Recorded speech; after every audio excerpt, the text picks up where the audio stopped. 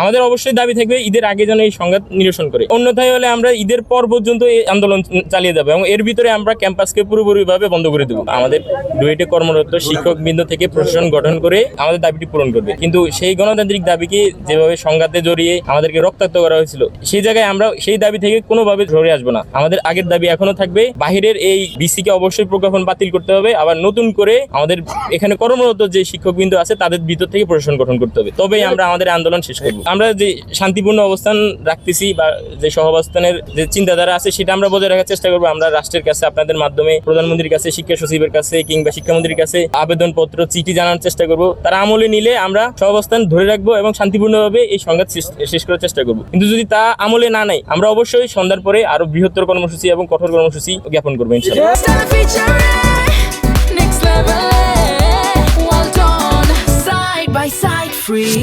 আমাদের অবশ্যই দাবি থাকবে ঈদের আগে যেন এই সংঘাত নিরসন করে, অন্যথায় হলে আমরা ঈদের পর পর্যন্ত এই আন্দোলন চালিয়ে যাবো এবং এর ভিতরে আমরা ক্যাম্পাসকে পুরোপুরিভাবে বন্ধ করে দেবো, শাটডাউন করে দেবো।